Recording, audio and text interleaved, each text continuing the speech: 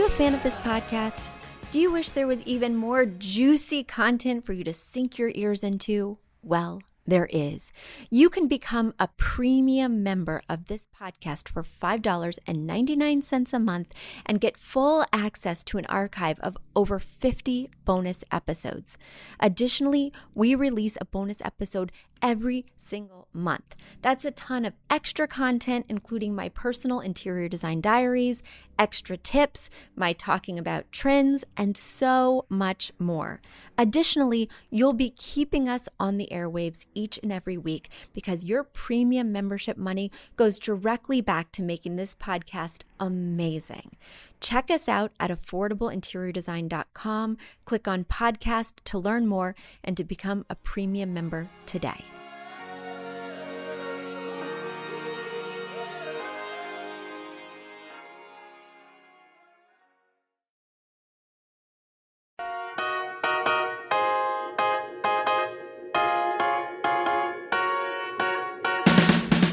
You don't need a high-end designer or a lot of money to get a luxe look. Be your own interior designer. This is Affordable Interior Design, the podcast. Here's your host, Betsy Helmuth. Hi, everybody. It's very interesting this year, right? As we come upon our 1-year anniversary of coronavirus, it's very interesting to compare what we were doing this year with what we were doing last year.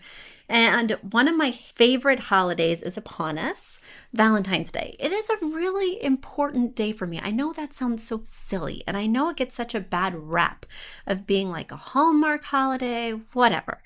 Everybody has a holiday that particularly resonates with them, and I have always loved Valentine's Day. When I was little, my mom used to make sort of a big deal about it. I would hand make my Valentine's to every class member, drawing special drawings on each one. I would make a box that was emblazoned with stickers and drawings so that everyone could put their Valentines inside the box. When I got older, was frequently single on Valentine's Day. Let's just say epically single on Valentine's Day.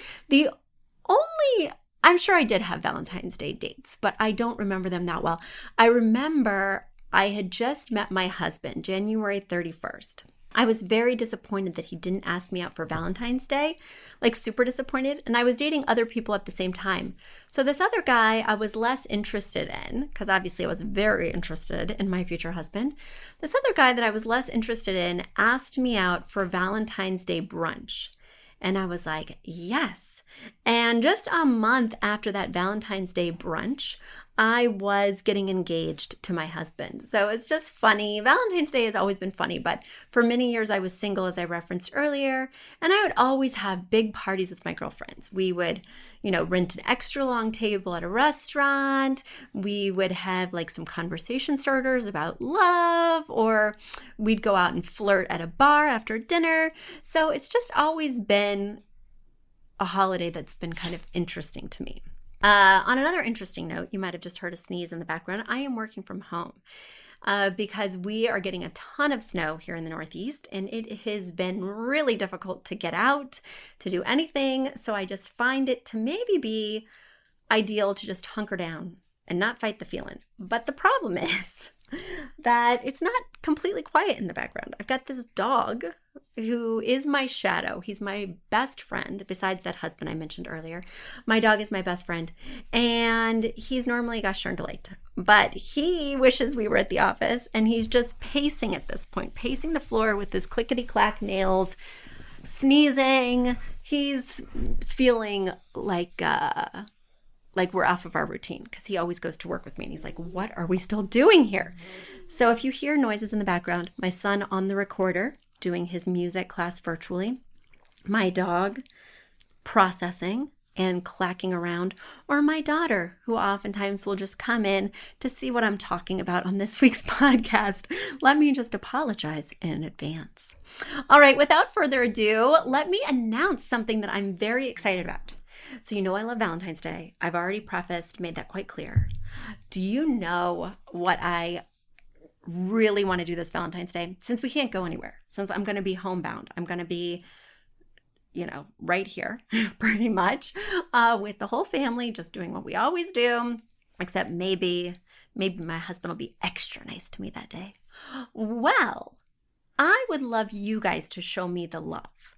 I would love to get some more reviews going because certainly you guys have been very generous with your feedback over the years, but reviews are really the best way to give us a boost.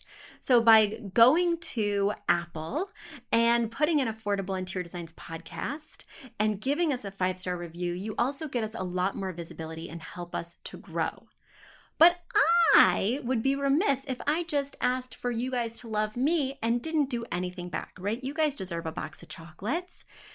So for this month only, from February 14th to March 14th, if you go on and leave us a 5-star review, you will be entered to win a value pack of 3 classes plus my book. That's normally a $99 value, but you will be getting it for free. I will pick 2 lucky winners from everyone who writes a review between February 14th and March 14th. You're saying, Betsy, what if I've already written you a review? Am I ineligible? Oh, write from your partner's account, right? Inspire somebody else to write a review, and if I pick their name out of the hat, well, you can tell them that you get the prize. All right? But it's so important. We really could use a boost. It's a dark time here, quite literally, because it's winter. But also, getting a little bit more visibility from this podcast would certainly be the fuel I need to get me to spring. So let the games begin. The competition is on February 14th to March 14th. 2 lucky winners, and I will be announcing the winners in March. And I can't wait. I can't wait to see who wins. All right, let's dig into the mailbag because we have some great questions that have come in. The first question that came in is from Megan. Megan writes, "Hi, Betsy. I contacted you a while back about my living room, and I believe you aptly referred to me as a beigeaholic. It's so true. I have good news and bad news. The good news is that I bought a blue couch. It's not beige. The bad news is I hate it because it's blue. The color is part of the problem, but there is actually a bigger problem, which is the style and the size. It was not a very well-planned purchase on my part. You brought to my attention that our living room is indeed relatively small, and this couch is quite long. We've decided to sell the couch and swap it out for a 2 love seat plus armchair setup, which is what we've wanted all along.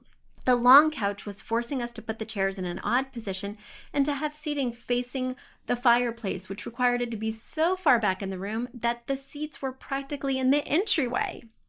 The issue I'm running into is finding love seats that are high quality and that I like, but they also need to be affordable so that I can afford to buy 2. Yes, I do want matching ones. I don't care for mid-century furniture, so that excludes a lot of affordable online retailers. We have a separate TV room elsewhere in the house, so this doesn't need to be the most comfortable seating ever. But still, I would prefer it to be high quality. I've been looking at Wayfair custom upholstery and I like a few of their options, but I am overwhelmed by the 161 fabric choices. I've ordered fabric swatches from Wayfair before, back when I was in my blue phase, but I'm still not sure which would be the most durable and look the best for the longest. Do you have any experience with fabric choices?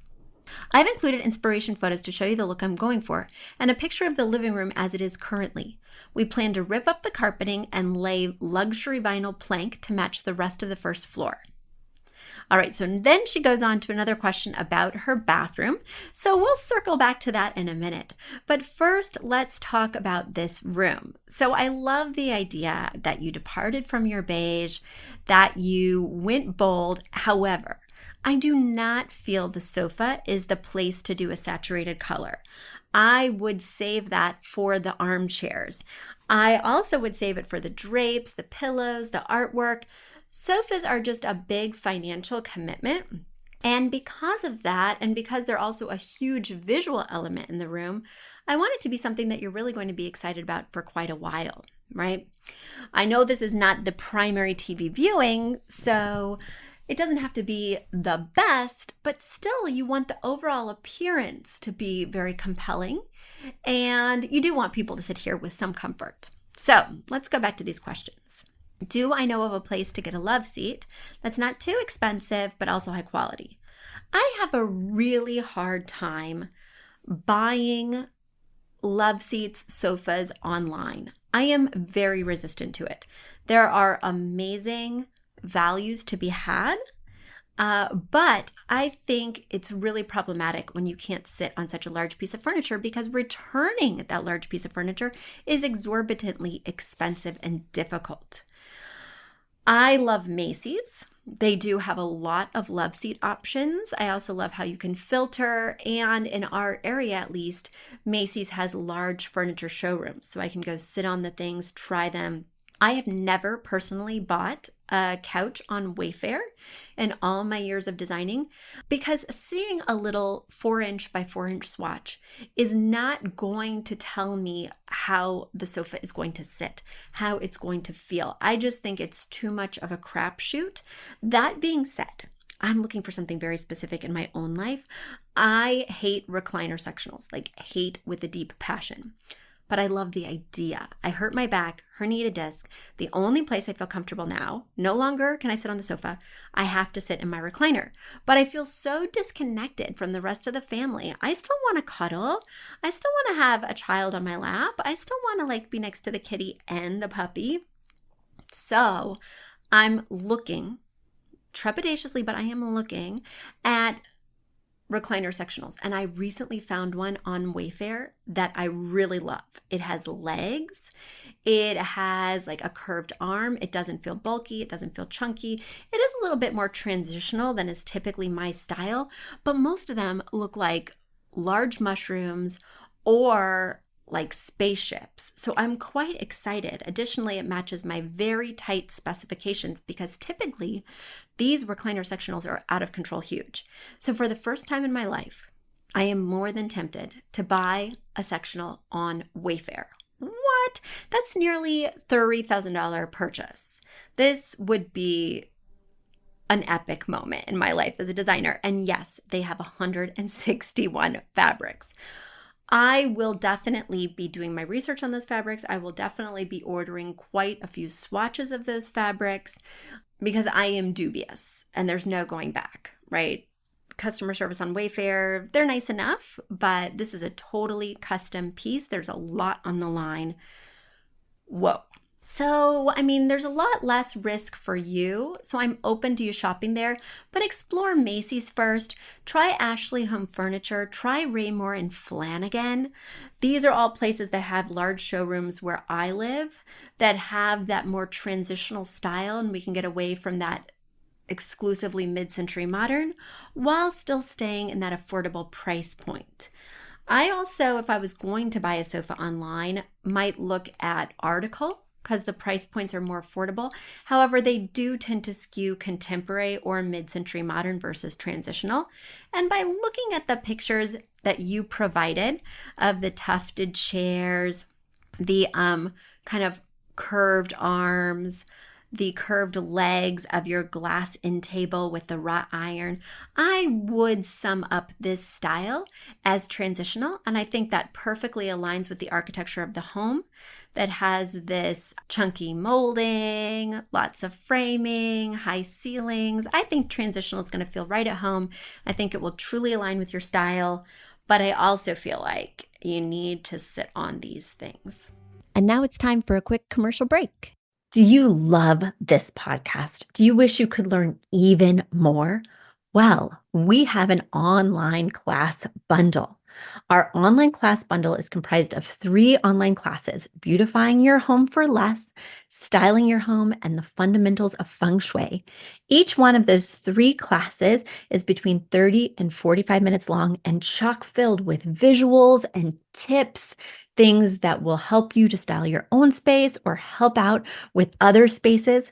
Additionally, with the pack of 3 classes, you get an autographed copy of my book, Affordable Interior Design. You get all of that for only $99. Once again, that's the 3 online classes as well as the book for only $99. You just go to affordableinteriordesign.com/classes. Once again, affordableinteriordesign.com/classes to buy your bundle today. And if one of those classes sounded intriguing, but maybe you already have my book or some of the other topics are not of interest, you can buy the classes individually at that site as well. Each class is $40. So head over to affordableinteriordesign.com/classes to get your bundle or your online class today. I hope that helped. Shall we get to your bathroom question? All right, you right. My next question has to do with our peculiar master bathroom. My husband says it depresses him and that it looks like we just moved in. I keep trying to find a runner that is long enough and wide enough for the vanity. But it seems that bath runners usually top out at approximately 22 by 60, which ends up looking ridiculous in there. When I do separate rugs, one rectangular rug in front of each sink and another in front of the shower, it looks like a rectangular rug showroom. What type of rug arrangement would you say is best for this layout? Also, did you happen to notice that bizarre ledge over the tub? I have no idea what to do with it. I would love to take out the tub altogether, but since that doesn't seem likely to happen, I'm looking for other ideas on how to decorate the tub and ledge around it without inviting or purposefully using clutter. Really, I don't want anything on the ledge, but it looks odd as it is. Last thing, I hate towel bars. Would it be weird to remove the towel bar near the toilet shower and put it somewhere else so it's not the first thing you see? Secondly, should we dress the window at all? I told my husband you'd mostly recommend not to, since we don't want to transform the window and make it look like it's wearing chandelier earrings, but I thought I would ask. Okay, there's a lot more where that came from, but I'll leave it here for now. Thank you so much, Megan. All right, Megan, let's get into it. You don't need a runner that spans the entire length of the vanity. I do think, looking at the pictures you provided, that having a runner rug in front of the vanity would be very nice. Now, one thing you want to be cognizant of is that you have clearance under the doors, right? No matter if you're trying to pick rugs for a bathroom or any other room in your home, if there's doors that swing in towards those rugs, you want to make sure that there's a gap under the door that's high enough to avoid hitting the rug, because you don't want that stopping you from opening the door easily, and you also don't want to be constantly bubbling up your rugs by hitting them with the door swing.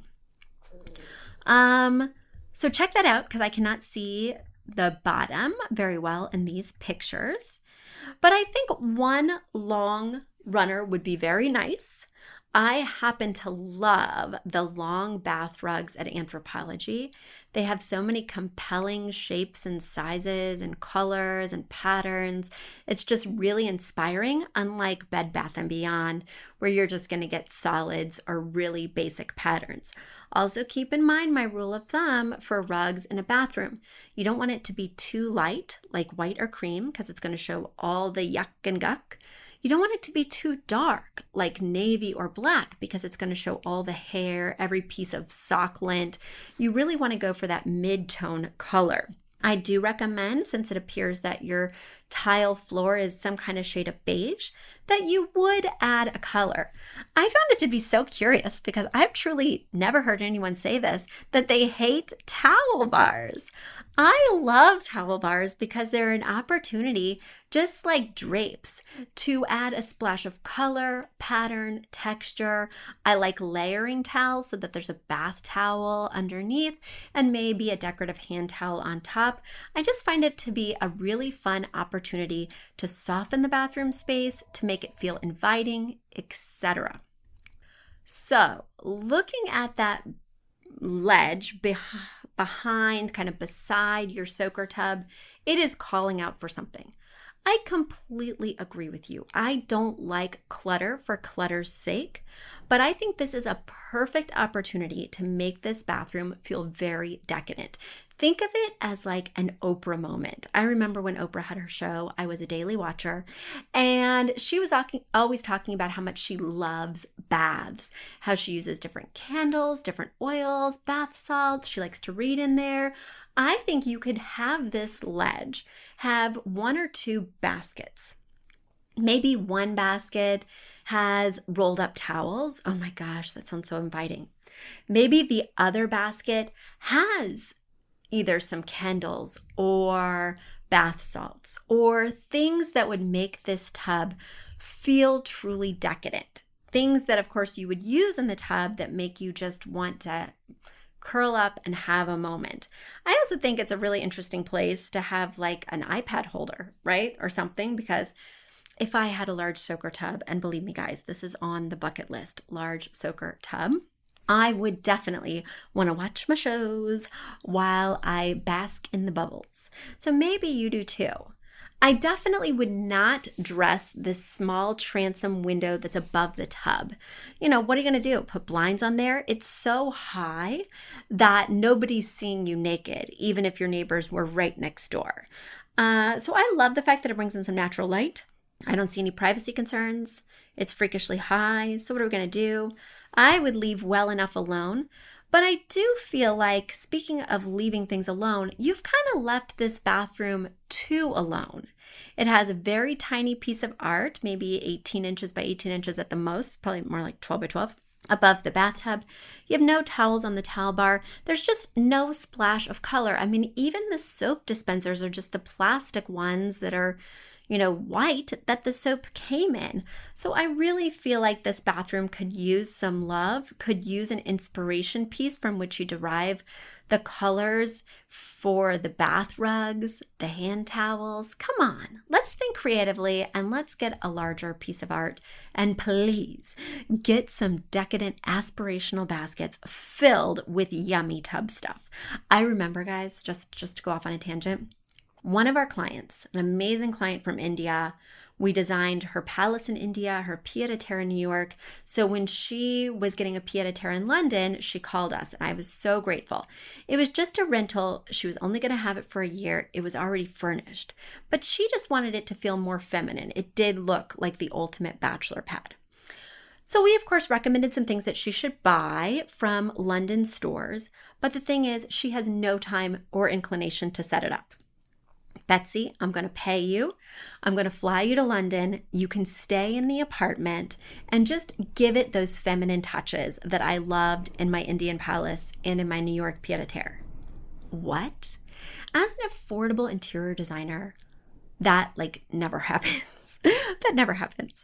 So she gave me the keys to this amazing condo in this perfect part of London. It was in Chelsea, right in the design district, which I actually had no idea before I got there. I got off the double-decker bus, walked into her space, and it was amazing. But the best part was that it had a huge soaker tub with a ledge all the way around it. And of course, in order to fully experience the space, I had to take a bath every gosh darn night in that tub. It was so amazing. I also needed to take a bath every night in that tub because the complex had an indoor pool. So after I'd spend the entire day out shopping for things like candles, sea sponges, art, throw pillows, cashmere blankets, I would come back to the condo, take a swim, and then go get in that tub and listen to 5 podcasts. I was in there so long that all my skin was wrinkled like a raisin. It was the most amazing experience. Don't worry, I cleaned the tub before I left, and of course I accessorized everything to the hilt with decorative baskets filled with aspirational bath salts. That is my vision for you as well. Guys, go curl up in a cozy bath, soak in a tub for me. I would love to hear what your favorite bath oils and salts are because right now I live in a home that has 2 full baths, but one just has a shower and one has a tub from literally 1913 when the house was built. And it's been reglazed 4 times. It is iron and small and, you pay so much for these old houses. You have to get them up to shape and whatever. And then it just doesn't wind up feeling very decadent. So I literally am finding myself drooling over pictures of this amazing tub. I'm going to try to keep my jealousy in check, Megan, but I really appreciate your pictures and your questions and keep them coming. Send them to info@affordableinteriordesign.com And don't forget, guys, this Valentine's Day, show me the love. Please write a review on apple.com. I think it's Apple Podcasts or something. Google Affordable Interior Design Podcast. You can even do it in the app on your phone. But rate and review us 5 stars, and I will be pulling 2 names out on March 14th. Happens to be my son's birthday. And be bestowing you with gifts, value packs. I can't wait. All right, everyone, stay safe out there, and I'll talk to you soon. Bye. You've asked for it, and we have answered the call. For years, you've been saying, Betsy, you're talking about all these great design concepts, but we can't visualize them. You're describing the picture that the listener sent in of their problem, and we wish we could see that picture too. After all, a picture is worth 1,000 words, and I do my best to describe them, but there's nothing like seeing it for yourself. And that's why Affordable Interior Design, the podcast, now has a YouTube channel. Not only do we have a YouTube channel where you could see recordings and clips of these podcast episodes, we also have an Instagram, a Facebook, and so many other exciting things. You should check it out. Head over to affordableinteriordesign.com/links. Once again, affordableinteriordesign.com/LINKS.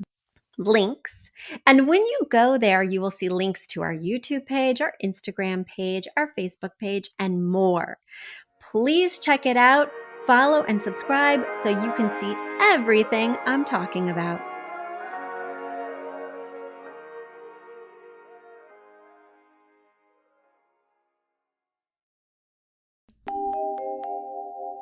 A big thank you to our amazing producer, Catherine Heller, to Aton and the MVCR House Band, and to Affordable Interior Design, the sponsor of this podcast and the premier place to get an amazing look on a budget. Check out affordableinteriordesign.com. If you guys love the show, the very best way to support us is by spreading the word. Tell your friends or write us an awesome review on iTunes. So until next week, guys, thanks so much for joining us, and I'll talk to you soon. Bye.